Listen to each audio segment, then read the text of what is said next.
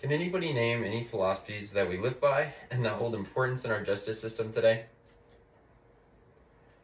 Could I get a raise of hands on who believes that some philosophies, even if they are old, can still have important truths today?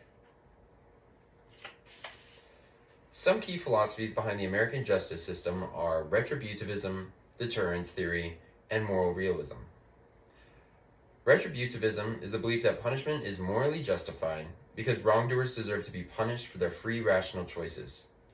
Justice in retributivism is about giving people what they have earned, good or bad, based on their actions.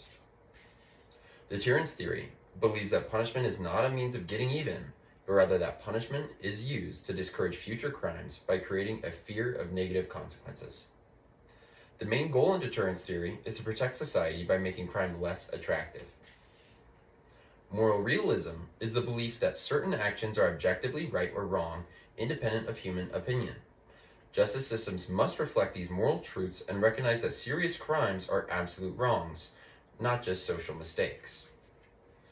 Retributivism views punishment as morally deserved because the offender chose to do wrong.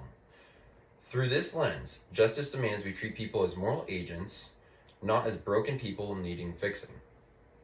While Kant and Hegel were both idealists, their views that impact our justice system are based in restoring order as a means of moral necessity. In our justice system, this is seen through proportional punishments, sentencing structures, and the use of victim impact statements in court.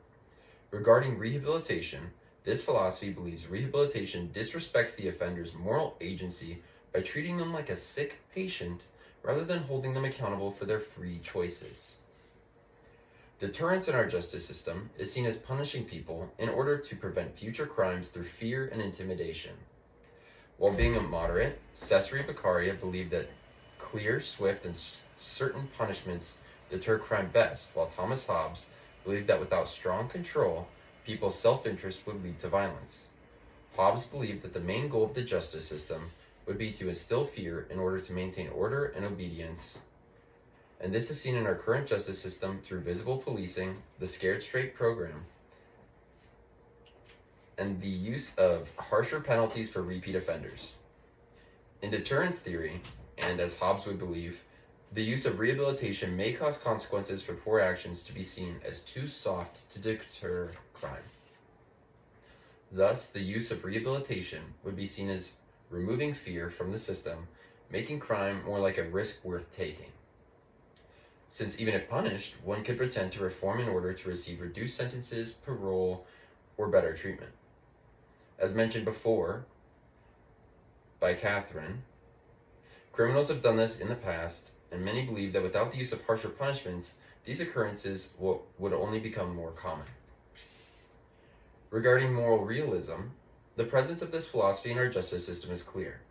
Certain crimes are treated as absolutely wrong, as seen through moral outrage in courtrooms, implied community standards, and moral weight attributed to certain crimes. A moral realist believes that in our society, some acts are objectively evil, violating clear moral lines.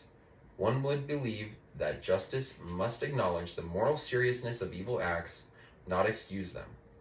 Through this perspective, rehabilitation risks replacing moral agency with psychological excuses. Simply put, a moral realist would believe that treating evil as a disorder dampens the severity of one's choices and reduces justice for the victim. While rehab has its place, abandoning punishment risks dismantling the very principles that keep our justice system strong. And while rehabilitation may seem compassionate, these philosophies warn that it can blur the line between justice and leniency.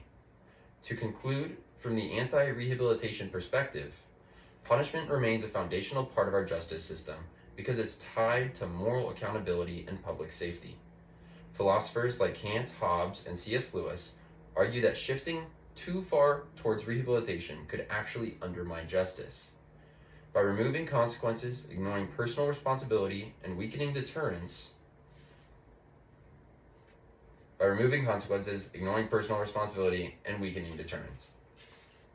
All of that begs the question, do you think that people should have to pay for what they've done?